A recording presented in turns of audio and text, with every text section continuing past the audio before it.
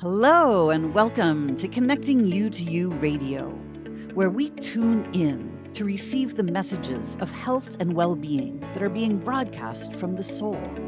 I'm your host, Lisa Warner, author of The Simplicity of Self-Healing.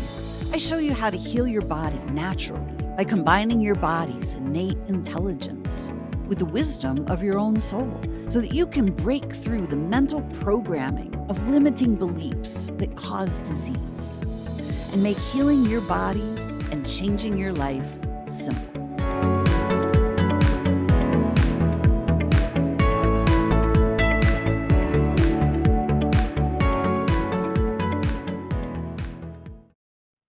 Hello and welcome, everyone. Welcome to another Conversations in Consciousness. I am Lisa Warner, and I'm here with my co-host, Leon S.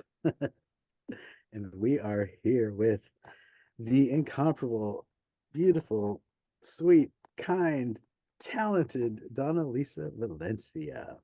Thank you. Mhm. Welcome, Donna-Lisa. It's so nice to meet you. Thank you, Lisa. When Keith asked me if I would be interested in meeting with you both, as I have noted to Keith in the past, anything you want.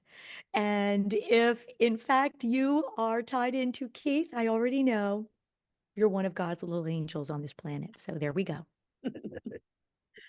There you go. Today we are talking about the truth of your beautiful spirit.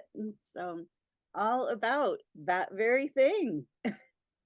Mhm. Yes, that is unquestionably the phrase or the mantra, the sentence that I connect with every single day, whether I am thinking about myself or connecting with others.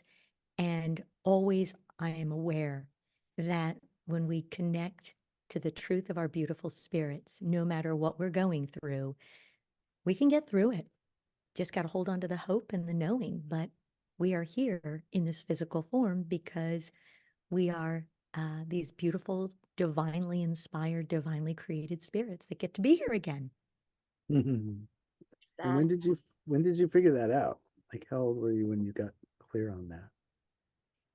Well, that question, as far as has two answers. The statement of the truth of your beautiful spirit Mhm. happened probably, I would say, in January of 2013, when January 1st, actually, when I recognized that I had been trying for years to figure out what is the message that I have been put on this planet to deliver. People would say, well, why don't you just go speak about being an executive and a creative director and all that? I thought, that is not my message. That is just a part of my journey. It's tools that I'm fine tuning. But it was that January 1st that I recognized we all have the ability to choose to go out into the world consciously and to make our choices based on conscious connection with the divine, with one another. And at that moment, I recognized that we have this beautiful spirit inside of us. And if we stay in tune with the truth of our beautiful spirit, with what our essence is, no matter what's gone on in life, the highs and the lows, whatever it is, when we can reconnect with that beautiful truth, we can get grounded and we can keep going and we can thrive on the hope and the dreams and the possibilities. And the vision that gave me that goes to the second answer, which is I was 2 years old. And at 2, I'm riding around in the back seat of the car with my mom and dad in the front, laughing hysterically as we're going around this, I don't know what they're called, but the circles where the streets spill out. You have, 6 or 8 different options, right? Roundabout. And What is it called? A roundabout. A roundabout, that's it, which is perfect. You know, the circle of energy, right? And my baby sister, we're Irish twins. She is sitting next to me on the back seat. Back then, I don't even think we had a baby seat, but I'm just going to say we did. But I'm sure even if we did, we're floating around, because I do remember floating around as a little kid in the 60s. Just how much higher can that bump in the road go so we can jump and hit the ceiling? Yes. And as I'm literally leaning into the circle as my parents are driving around and around, laughing hysterically because they can't figure out which road to take, I had this awareness that I'm looking out from my body, from this physical being. I'm perceiving the world. And I didn't put the word spirit on it, but I knew I was in this physical body, kind of like a spaceship. And then at 4, I had an experience where I was selling lemonade, and police came by. You know, I thought, oh my gosh, I'm going to get arrested because I'm selling lemonade. It's amazing what thoughts go into our mind. Hey, Sinister, you never know sinister these events. days. That's right. Oh my gosh, maybe I'm not supposed to sell lemonade on the street. I'm sorry. I believe they gave me the most money. They gave me $1, and I think I was selling it for a nickel. Um, so everybody's coming by, and at one point there was a young boy who I was pretty sure was a 5th grader, because we lived right down the street from an elementary school, and he was a big boy compared to me. And I noticed that he was carrying this very large stack of books. And I'm kind of, kids, we don't say hi, we just kind of do the head nod type of thing, right? And as he walked by, I had this awareness. Oh, I've learned everything he already learned. And I'm back, and I'm supposed to learn all of that and more. And I used that feeling, that was my grounding, if you will. That's the word we use today. That was my safe place. That was my awareness that no matter what I did in life, this little spirit inside of this continually changing physical body, the spirit didn't change, just the physical body changed. Even to this day, I will look in the mirror every single day, and I'll be surprised because I don't remember specifically what I look like, because I'm not really looking at my physical being. I mean, my hair, I don't even comb it. I just kind of use my fingers and mush it up and things like that, right? But I look and I see my spirit through my eyes. I see my energy, and I laugh a lot because I recognize I'm just this little geeky, bubbly light that's floating around in this physical form that morphs and changes, and I'm owning every single gray hair that I have and every single wrinkle, and I look at the little spots. Oh, look at that little spot. But the person inside is still that same beautiful little spirit, no matter what. And I've just celebrated November 30th. I just celebrated flying around the sun 62 times. So I'm in my 63rd journey. Wow, in this physical form. That's a long answer to a short question. I love it. Beautiful answer. Sound Thank you. familiar, Lisa? Yes, indeed. I had a similar, well, at 2 years old, when I would go to bed at night, I would just be part of this field of unconditional love and light. It was absolutely spectacular. And I knew that that's what is real. I knew that that was forever and always. And then I could turn around and look at the earth, and it was like, whoa, those people are not doing that here. And like I didn't understand, like I could see all the wars and things that were happening because everybody had forgotten this space of unconditional love from whence we come. And it was really, really confusing to me, because I knew that those who had come before me, that remembered this space. You know, they kind of like didn't meet with very good endings. And I knew that, you know, it was probably not really very safe for me to know what I know. And, you know, to just be you know, at 2 years old, and you look around and nobody has any idea. And like, how do you convey that at 2 years old to people around you? And I just thought, wow. And I looked at the school system and I was like, that's where you get programmed. I don't want to go to school. Like, I knew that, but I had a mother who was a teacher. I'm like, what am I going to do? So I just kind of made a choice at that age to just give up my knowing, because I felt so defeated that, you know, I didn't feel like I was allowed to just be that. So that set up Mm. kind of a rough a rough existence for a while. I had a great life, but you know, internally I had a lot of struggle with this. That concept, that awareness of giving up what you felt because you realized nobody else understood. Mm. I just recalled something from childhood that um, the same type of a thing. Number one was that I saw things that were going to happen and they were a little scary. Sometimes they were fun, but definitely the scariest one was when I was 15 and I knew that my best friend was going to die in a fire. And the last time I saw her physically fire around her as she waved goodbye to me at the airport. And every night for almost 4 months, I had the dream she was going to die in fire. And the night that she died in fire, the dream went away. So, to say the least, I didn't want to remember. I wanted to push away Mhm. those feelings until, or those knowings, I should say, until I got older and I kept diving into who I am, the reality of why I am. And I've always felt like I am a spiritual being looking out and observing the world through my physical body.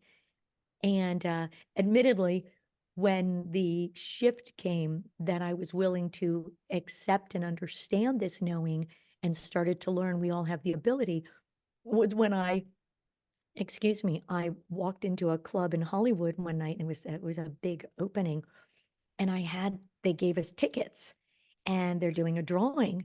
And I said to my friend, hold on to my ticket because I won. I got to go to the bathroom. She goes, oh, yeah, right. I said, no, you don't understand. I know these things. So I run to the bathroom. I come back out and they're looking for the winner. I said, did you look at my ticket? She goes, I go, I told you, I won. I did this 3 nights in a row and I knew every single time I was going to win. And it was the awareness. It was part of one of my 3 7-year journeys in life of discovery of who I am, that, and I continue to discover. It's not like I've discovered and it's done, right? But I have gone through 3 very intense 7-year evolutions, and that one had to do with, all of them have to do with connecting to the truth of our beautiful spirit and knowing that we all have the capability to connect with this spirit, to dive back into this, what I talk about in my podcast, which is we get to connect with high vibe consciousness. We get to connect with this high vibe energy, whether you call it the light of God, whether you call it source, universe, the blend of the masculine and feminine divine, the teachings of Paramahansa Yogananda, whatever it is, Buddhist wisdom, which all of these I love. I've read and immersed into so many of them because I've been trying to figure out what feels right. And that ultimately became my guiding light, which is what feels right every day. And if it feels wrong, if it feels off, then it's not connecting with the truth of my beautiful spirit. Mm. Mm. Blows my mind. when I was 2, I was probably still pooping my diapers, but you guys were having all this. I mean, all of that came from me, but my memory of it came later. You know, I remember being, I don't know, anywhere from 10 to 12. That's when I started, forced to go to church. And then I started to say, don't you think he meant this instead of what you're saying? And like, I just had this, like I was born remembering a lot of things that I shouldn't know. And knowing that I knew them, not feeling like it was interpretation. Like when people were reading out of the Bible, I was like, no, actually, this is what happened, because I felt like I literally was there, so I could tell them. And I remember getting kicked out of a Catholic church when as my friend invited me, and his parents were, oh, bring your little friend with you. And then after I went up to the what do they call them, priest? Yeah. And I said, if God is the Father, why would I call you Father? I'm confused. And he was just like, shut it. And then I was like, so some of the things you were saying, when he said that, don't you think he meant that? And I basically just confronted this guy so much that he was just like, he's not welcome back here. And even that, I thought, like, wow, they're like worshiping a guy who's unconditional love, and then you're telling me I can't come back because I have a different interpretation, or I'm questioning you. Lord forbid I should question you, Almighty One. So I kind of got soured to religion from that, you know, and uh, and then I went on a search when I was probably 17, 18 for, is God in any church? And I went to every synagogue, mosque, someone was on a soapbox in the park. I was listening because I was like, where's God? Where's God? Other than in me, and isn't as through everybody, as energy, as the tree, as the clouds. But as far as in one of those buildings, like I hadn't felt it. So I went to all of them, and I never really felt it till I went to Agape, Reverend Michael Beckwith's spiritual center in Culver City. And by the end of the opening song, I was literally standing in a puddle of tears. And and you remember that time, like I only found Agape because three different people.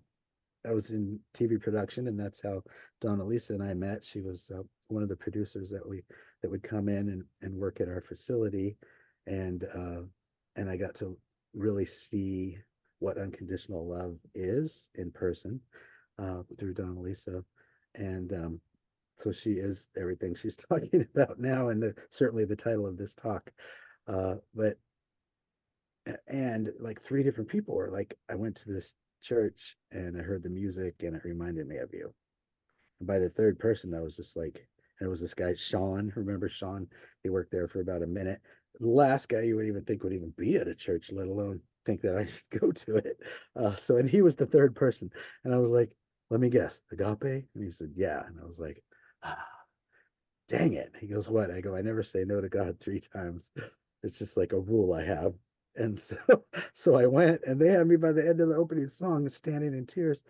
And I was just like, that was the first place, other than the forest in the woods and inside of me, that I ever felt this thing that people were calling God, spirit, universe. And so yeah, so I kind of kept going back. And I remember my mother, she was raised Mormon, and that's the church she forced me to go to till I was old enough to run out of there screaming. And and I invited her to Agape, thinking she was gonna be like, I'm glad it works for you, but you're a weirdo, basically. And she went there, and she was like, spirit is up in there, she said. It's palatable. I could feel it so strong, certainly more strong than the church we came up in. She's like I that helped me with my connection to it, but I can't say I ever felt it like this. And I was just like, wow. So it didn't make her go back a bunch of times, but she didn't have any issue with me going there, right? Because she said, okay, God is there. And I was like, yeah, God is everywhere. And but it's I definitely love been that was your mom that that took that time to go with you, because so often those that are of the older generations, the silent generation, they have been taught to be very rigid in their understanding and not to question. Yeah. And I actually have my mom with me now, which I love. She's 82 years young. Hmm. And my entire family, I laughed out loud when you spoke of the Catholic Church, because I was absolutely brought up with the seven sacraments. I even got to the place where, when I was in college, I chose to teach seventh and eighth graders the religious classes, because I thought, I don't want to teach them that God is a fearing God. Hmm. I want to teach them that a God is an all-loving God. And at the time I was in California, and so the first day of class, I literally said to them, when you're out there on a surfboard, I want you to know God is out there going, hang 10. And they're thinking, I'm crazy. But what ended up happening was I definitely became the favorite teacher in seventh and eighth grade, because I went off the books, but at the same time, I taught what I needed to teach. But not many teachers will go into a seventh and eighth grade class in the Catholic religion and say, as we know, we're preparing them for confirmation, which is what we call the moment that you honor becoming a soldier of Christ in the Catholic Church. Hmm. And I told them, I want you to know two things.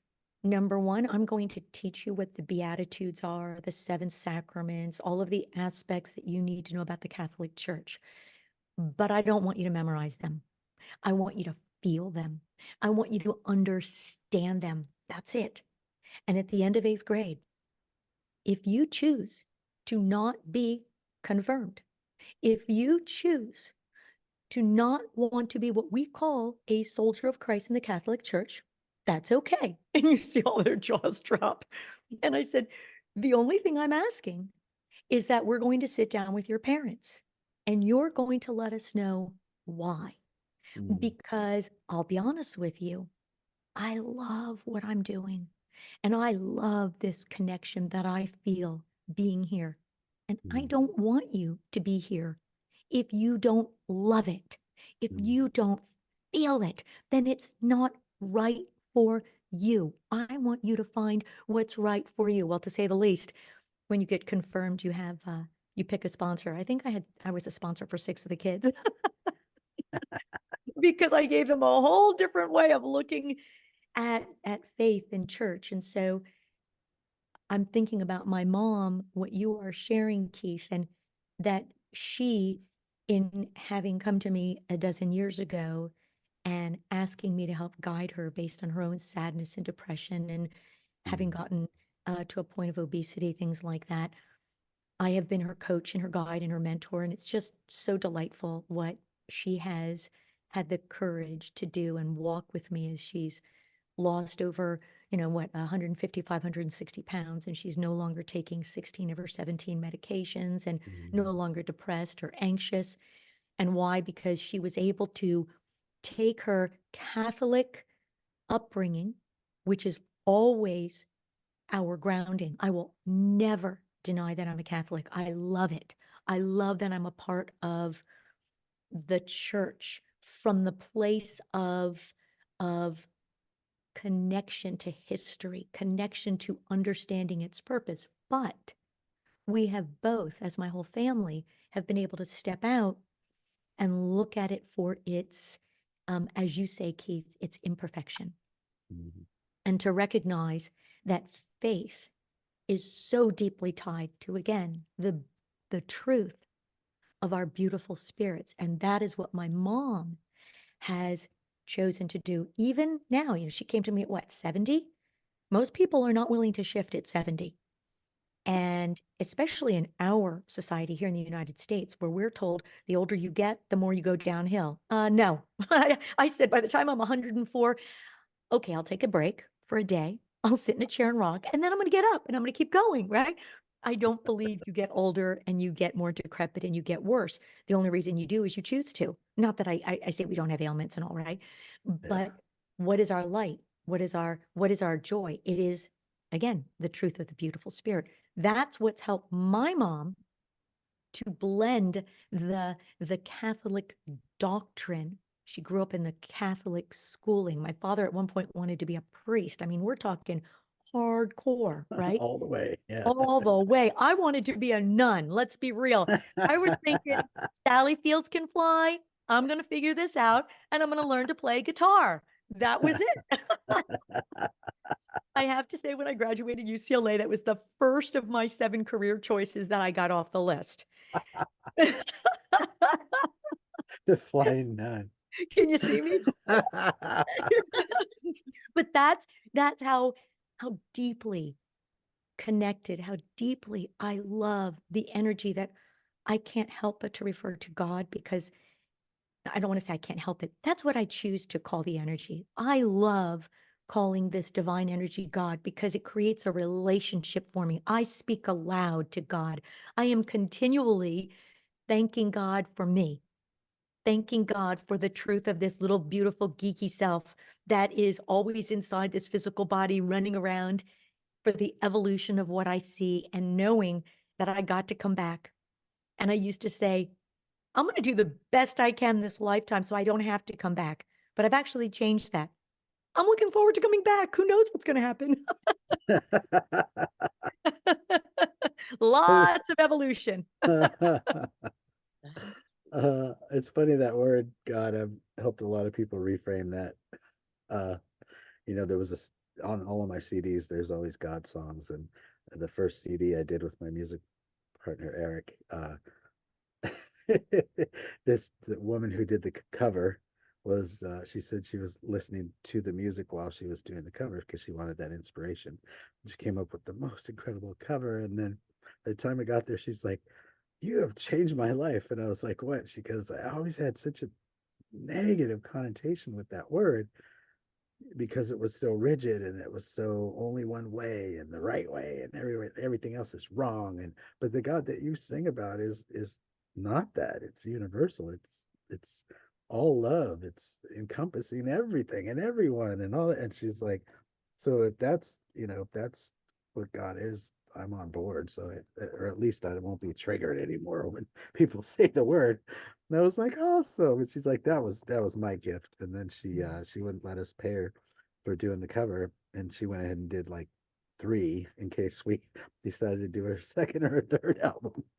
And wouldn't charge us because she felt like the transformation was so huge, from listening to the music, that it was her gift, to give us that, because she had received a gift. So beautiful. Yeah. And sorry to dominate here, Lisa, the conversation, but I speaking of gift, I have to share that I was, uh, in TV production, and certainly Donna, Lisa, and I were in that together. And I had, if anybody who's read my book, Walking with My Angels, will know that I had a year that I call the year everyone died, and it was like all the people that were the closest to me were gone in a short amount of time. And so Donna-Lisa watched like the happiest, most positive, smilingest guy she knew, uh, be less than talkative, doing whatever I could to get by, being sad, being depressed, just I was just in a dark place, and I used every tool that I had, and I wasn't able to get out of it. And so it came time for Christmas, and Donna-Lisa gave me the first Chicken Soup for the Soul book. And when I opened it up, it was inscribed, to the smilingest guy I know. I hope that this book helps bring that smile back to your face. I love you, Donald DLV. And I was so touched, and I started reading that book, every day. I would go to lunch when we had a lunch break, and I would read stories in that book and cry into my food. Um, I was either going to a Chinese place or this grocery store that used to make really great sandwiches. It was between those. Every day I went to those 2 places, read this book, and cried. And and each day I came back a little more, and each day I came back a little more. And And the book not only brought me back, but I don't know if I've told you this part, Donna-Lisa, but I turned over the book and I saw the two authors, and it was Mark Victor Hansen and Jack Canfield. And I looked at Mark Victor Hansen and I go, that guy looks like a sales guy. And I looked at Jack Canfield and I said, this guy is all heart. And I don't even know him, but I love him and I want to know both of them. And so when I found Agape, which I think was after that, and started going to Agape, eventually I started singing. I was singing on stage. I was one of the soloists. I was in a choir. And Mark Victor Hansen started coming to Agape like regularly. And so he was seeing me sing all the time. And I like to say to this day that, Mark Victor Hansen is my third biggest fan. And it was my mom, and it was Mara, and then there was Mark Victor Hansen. Because no matter what, when he saw me, he would stop. He'd have a crowd around him, and he'd be like, have you heard this guy sing wherever we we're at, whatever event, if it was a speaking event, whatever, have you heard him sing? And ultimately, I thought, now that I know Mark Victor Hansen, that'll help me meet Jack Canfield. It did not help me in any way. I had to make that happen myself. But when I did finally make it happen, and found myself at one of Jack's events. Now I had met him one other time where I smartly uh, went to his gatekeeper, got myself booked at an event that he was going to speak at, and where they had music before the speaker. Got myself booked as the musician. Reached out to his gatekeeper and said, "I'm opening for Jack, and here are some of my songs. I'd love to talk to him about what he thinks I should sing for him." And so by the time I got on the phone with him, he's just like, "Oh my God, this music is so good. Can I use it at my events?" And I'm like, "Absolutely." And he's like, "Oh, the place that you're coming from, like, I can't wait to meet you at the event." So we had a couple of phone conversations, and finally I sang for him at the event. And I had already booked an event that he teaches, which is his main big seminar. So it was like by the time I got to the thing where I finally thought I was going to meet him, we were friends already, which was cool. Then I asked him to be in Who Do You Think You Are? And then he became my personal mentor and dear friend. And the rest, they say, is history. But he is one of my dearest friends, whom I love with all of my heart. And it all started from Chicken Soup for the Soul book for Christmas. Well, what I saw in you during that time, Keith, was I saw me. Mm, I saw a person who shines his light and his love. And no matter how dark your world is, you don't project that darkness on others. You do your very best to simply share even the littlest bit of light and love. And I saw your pain, and I happened to have been reading this series of books. I had just come upon it and thought, what a beautiful way to reconnect with ourselves, to reconnect with the knowing that we're okay in our darkest of times. And I thought, if that book can help me, then I'm going to give this book to this beautiful soul named Keith. And I just, it was it was like a magical heart of love. I just felt it as I put it together and gave it to you. I just knew the energy would shift. It would help to shift. All you needed to do was to dive into it. mm, And that comes to a lot of what I teach, which is choice. mm, We constantly have the opportunity to choose what feels right or what doesn't feel right. And oftentimes we get off track because we let the logical mind tell us, oh, you should do this. Or we let people who should on us say, oh, you should do this, versus connecting with what feels right mm. despite the naysayers, and we just do it.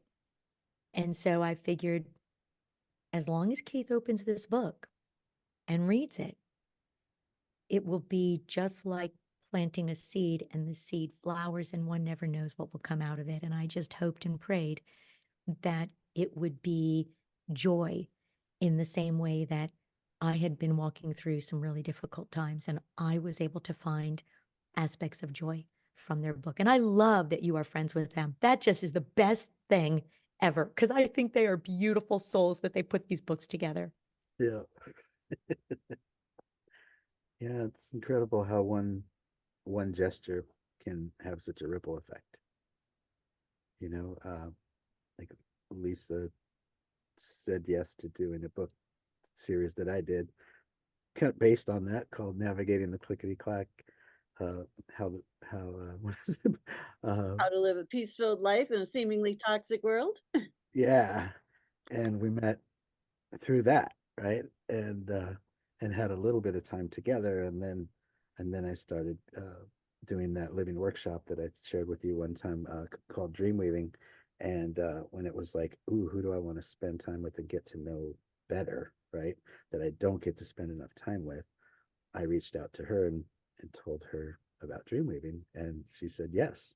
And that was coming up on 3 years ago, and we just the more that we got to know each other, the more we were connected. And then we started doing things together, right? And started creating together. And then the Inside Effects movie, she's the one that helped me to get rid of all that pain I had from that TV falling on me and the accidents and all the stuff all that pain that I was in. Like, since Donna-Lisa knows me since then, right? It just got worse. It was like level 9, 10 for 26 years. And then something that Lisa said, just, I met with her twice, and she just changed the way that I thought about everything and helped me realize that I was recreating the story every time I told it, and that pain actually equals healing. So anytime I stopped the pain, I would stop the healing process. And so as long as I did that, I was going to continue. And certainly if I kept recreating the story every day by telling it to people, or trying to fight it, right? It's just reframed my whole mind and taught me how to have it go away, and it did.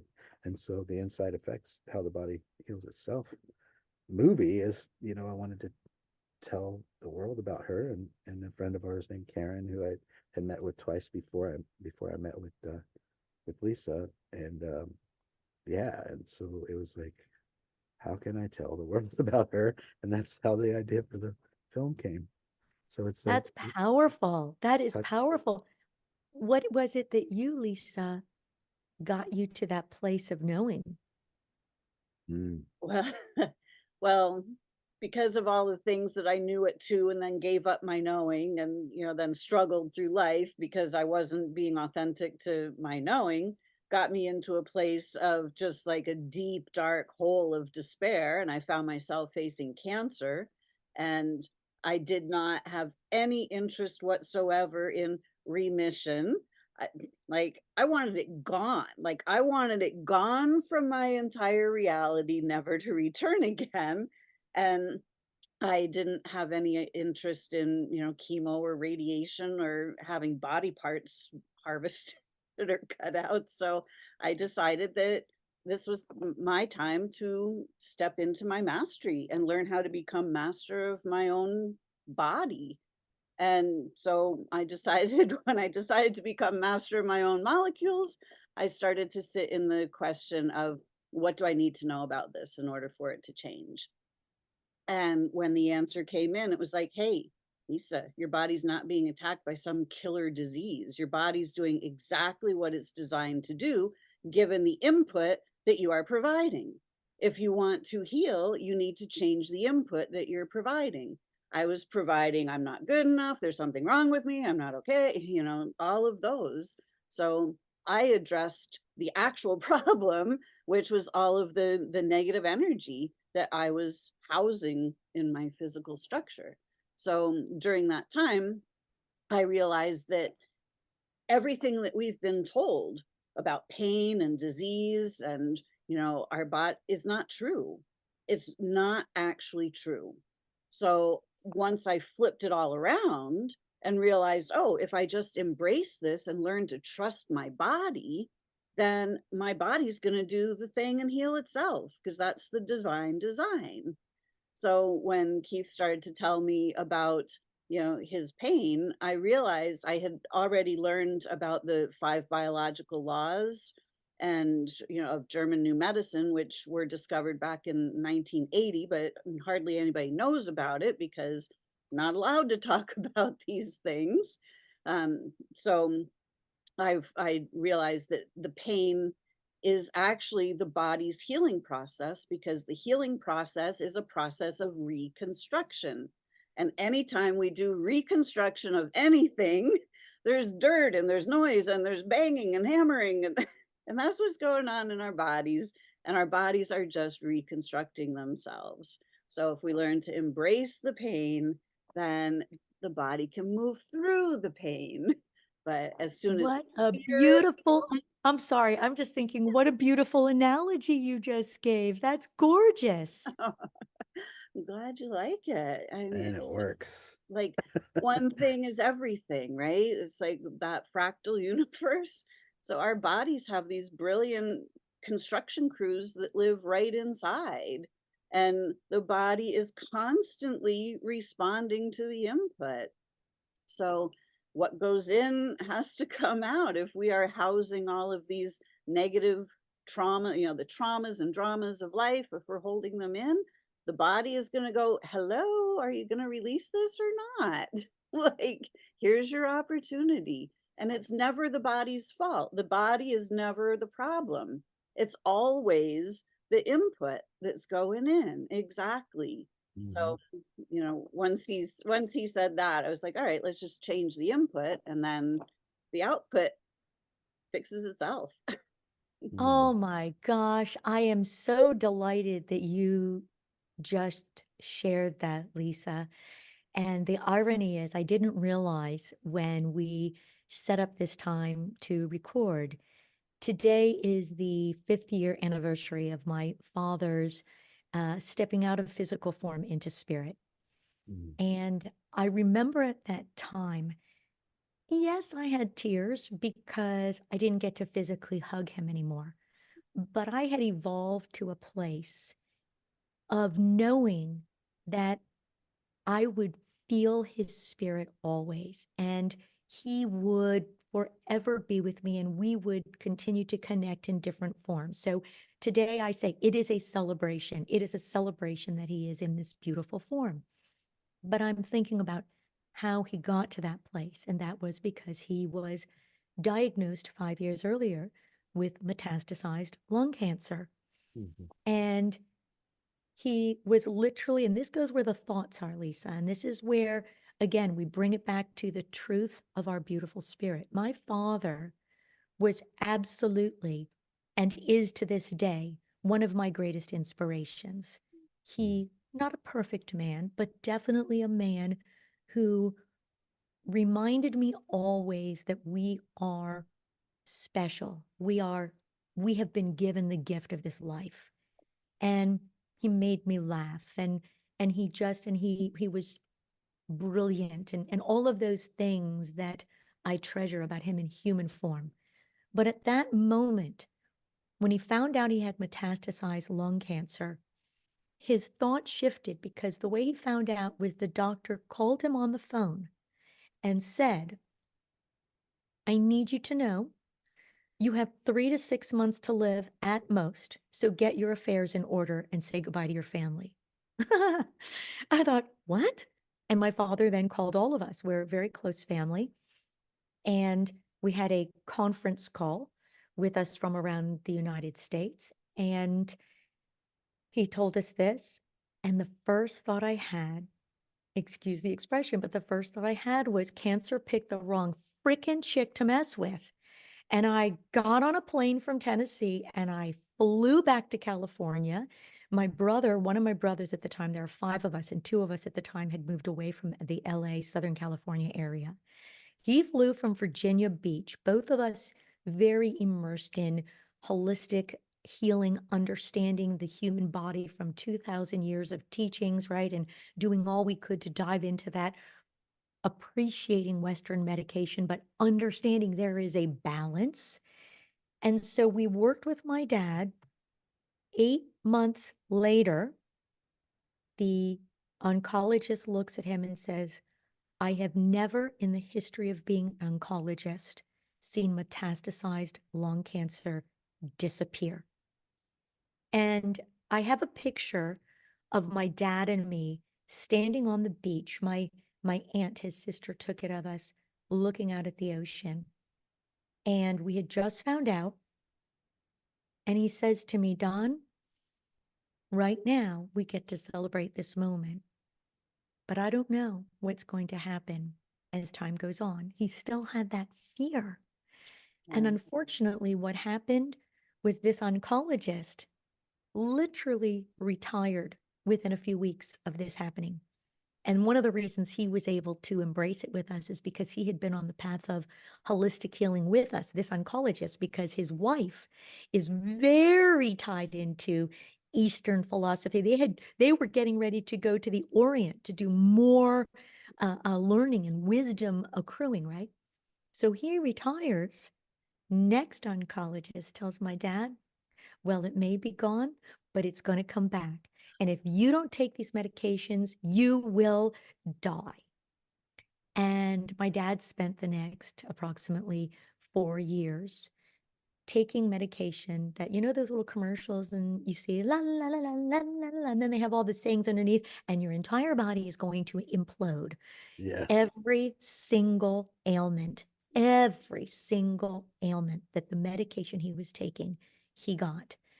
And the number one reason I had peace when he passed was because he was able to at last connect with the truth of his beautiful spirit.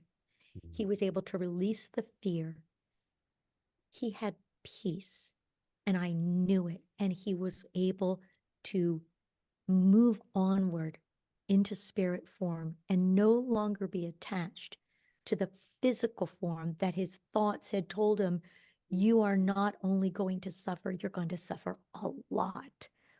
That's the part that when I am coaching and guiding people to find balance between the emotional, the mental, the physical, and the spiritual, it is all tied into something that Wayne Dyer shares, which is we need to be very mired in the love of ourselves as we set the intentions. We need to be seeing and believing in the peace, the healing. We have to have an intention that is deeply mired in love.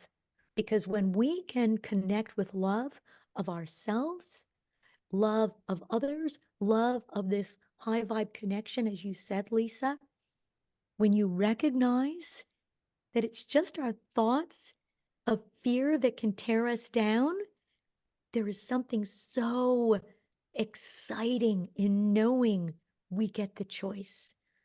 And it's not easy. I will not say it's easy. My mom, what she's done over the last 12 years, what my clients have done, what the people who have come to me have done, it's not easy. But what makes it worth it and what gives you those easy moments is that intention, that determination, that courage, that resilience, that I want to feel that happiness. I want to look in that mirror and say, I love how happy looks on you because you're connecting again with the truth of your beautiful spirit. And there is nothing more joyful than that. Nothing.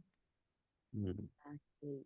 We are created in that image and likeness of God source creator itself in that frequency of love. And as Yes. long as we are in harmony with the frequency of our soul, we thrive. As soon as we fall out of that frequency into fear and doubt and guilt and all of that, then dis-ease has to happen. So the answer to everything, that's why when Keith says the answer to every question is always love, that's why, because it brings us back into the harmony with the truth of who we are.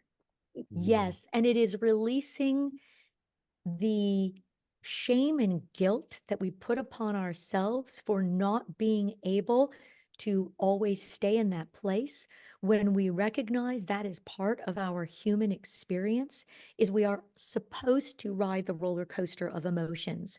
We are supposed to feel the lowest of lows. We are supposed to feel out of harmony. So we understand how joyful it feels when we are in harmony. And Mhm. what breaks my heart, and I truly believe everything happens for us. Not a lot of people go, how can you say that happened for me? I lost my leg or whatever it is, right? It's not that it happens for us because we just got to pull up our britches and just own what we're doing. No, it's for us to learn from the experience, from how we approach that experience rather than resisting the experience. And Mhm. what makes my heart sad, and yet I am aware that it was a part of my journey of learning, is when I think about my father, who to me was one of the most courageous, resilient, determined physical beings on this planet. He was a hardcore August 7th Leo that owned the lion energy, right? To see him crumble, to see him allow himself to be a victim of what he was told would happen, to see him immerse into the fear because he was so broken by the pain. That is the part that I am very aware that we as spirits, you, Keith, you, Lisa, as we and all of those that are interacting with others on this planet, it is our love that helps people like my father get through the moments to the best of their ability without expectation or shaming or judging them because they can't quite get there, because it's just a part of their learning. It's a part of their journey. And so we just love them with as much compassion and send blessings, and allow ourselves to to embrace where they are and know that we are a safe haven for them if they so choose to connect with that energy, that space of peace. Beautiful. Mhm. Yep, and that's something I can do. Right. I don't hands-on lay my hands on people and have them heal immediately, right? Sometimes I feel some things putting my hands on, but not purposely. It just happened. But yeah, my aunt had the same thing, only the doctor said 2 weeks. Like the audacity to tell somebody you have 2 weeks to live. Uh, but she was always in that frequency that we're talking about. And she had so much faith that she was like, yeah, no. So, God has a bigger plan for me than that. There's so much more to do. I'll come back in a couple of weeks and we'll take the tests again. We'll see where we're at. And then they did that, and she came back 2 weeks later, did all the tests, and it was completely gone. Nothing they could find from, your whole body is riddled with this too. What's happening? And so that happened when I was a child, I was probably 7 or something, and she's still here to this day on the planet in her 80s, still kicking, she says. And they tried to give her something twice. She did it again the second time too when they tried to give her something, but she was just like, oh, so where am I out of alignment? Where, with hmm. So she just went to prayer. She did, whatever she did, right, worked. Oh my gosh, I love that. Yeah. Yeah, so I share that at the beginning of the Inside Effects, my movie, because you think that would have like stayed with me, right? Like when I was going through all the pain that I was going through and all that, it didn't. That made it so that I never feared or had cancer, because that's what she got diagnosed with. But I wasn't thinking I could take that teaching and apply it to this. Or I tried everything I knew till I met Lisa. Like I had given up hope. I was just like, I've already tried everything, Lisa. Paid all the money, did the things, got the shots, every healer, every tried acupuncture, chiropractor, Reiki, done it all. And then she's like, still do a phone call with me? Met with her twice, gone. So it's amazing how quickly things can happen when you go back to that vibration, right? Yes. Right? It's a real testament to the power of our consciousness. We Mhm, can use it for ourselves or we can use it against ourselves. And it's mhm, always such a shame when we allow others to convince us to use our consciousness against ourselves. Like in the, hey, you're going to die in X number of days. And that happens because the power of our consciousness makes it so. mhm. And I So, will say, just as a little accent to my dad's story, he actually was saying, I will die by the time I'm 82.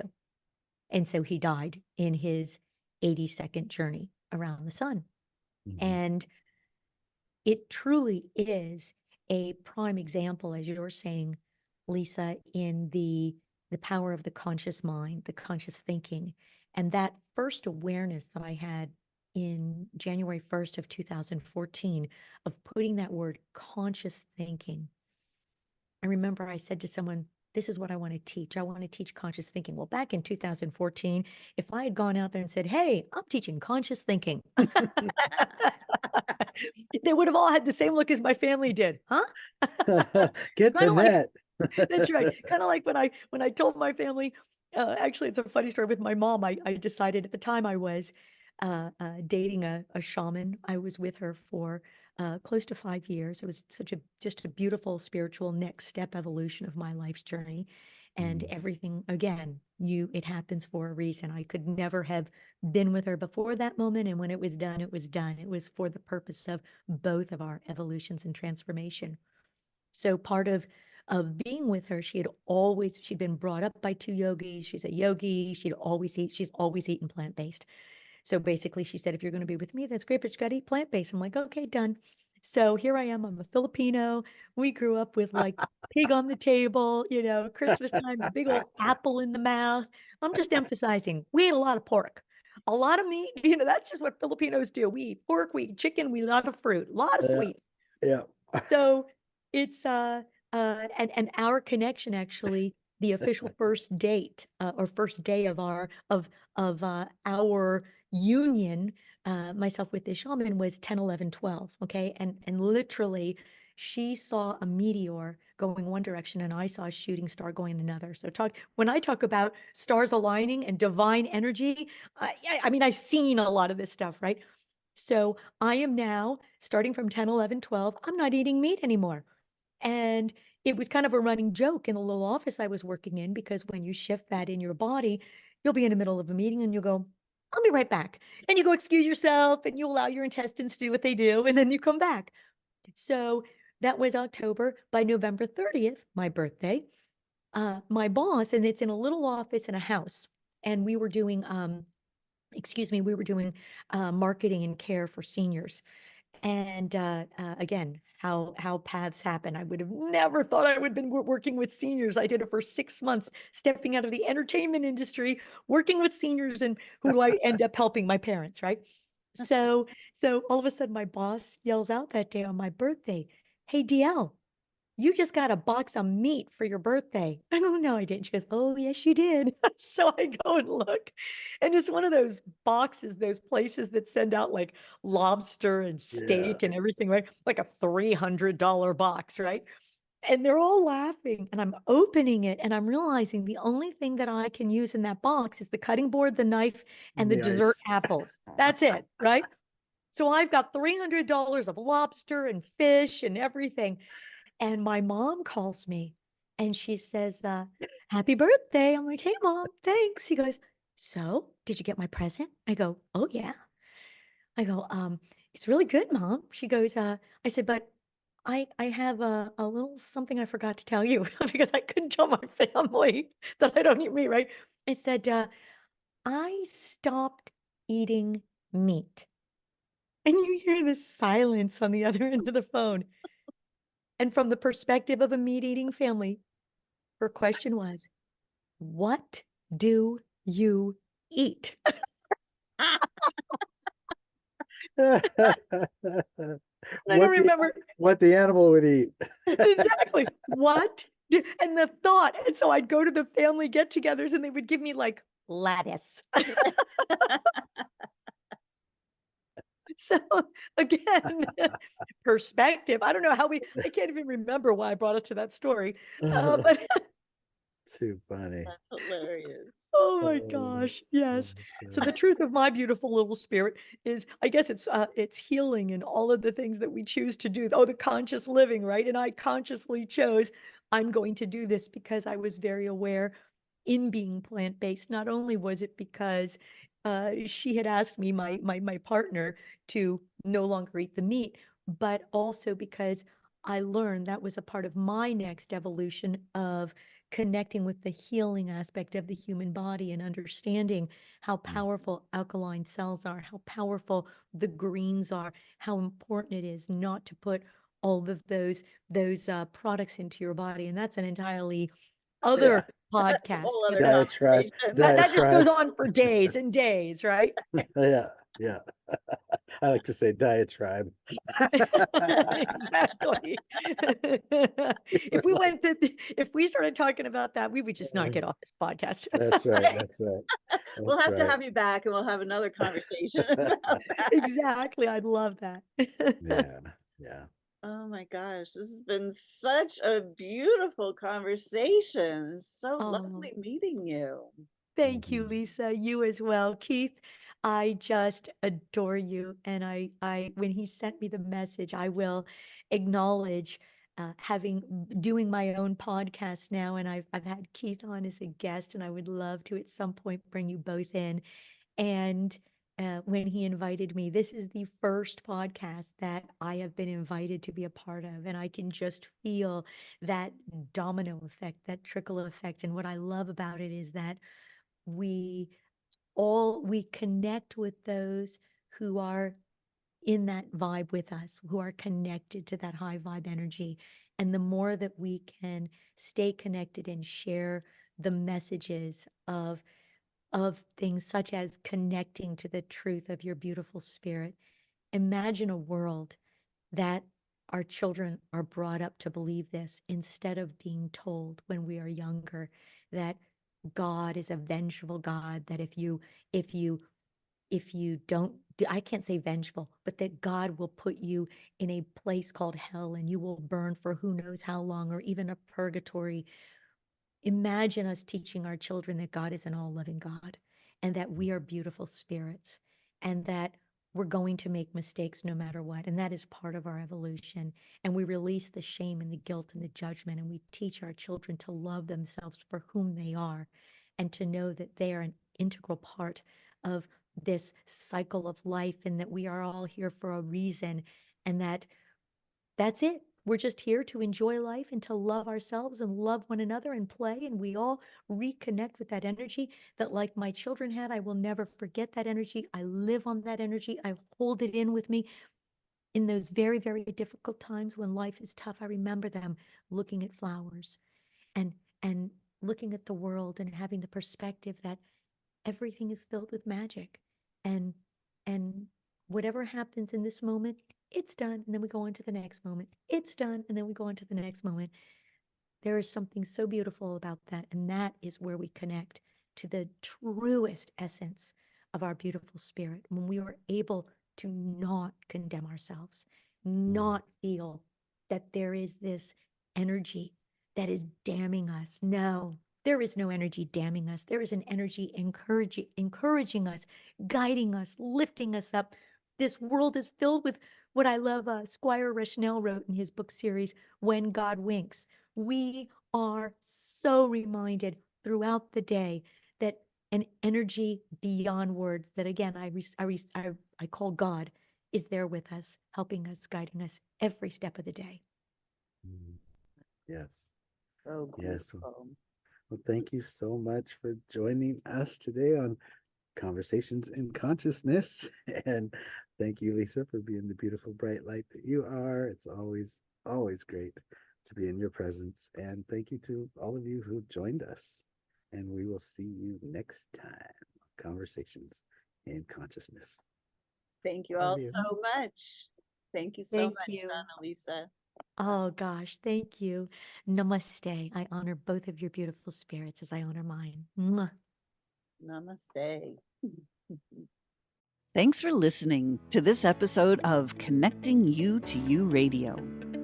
If you've enjoyed this podcast, please subscribe and share it with your friends. Are you ready to discover more about how simple healing your body can actually be when you do it from the higher wisdom of your soul? To learn more about what I do and how you can work with me, visit connectingyoutoyou.com and get on my mailing list to be the first to know about my latest offerings. If you'd like to interact with me on Facebook, please join my group, Soul Sourced Healing. Check the show notes below for these links and more. I hope to see you again next time on Connecting You to You Radio.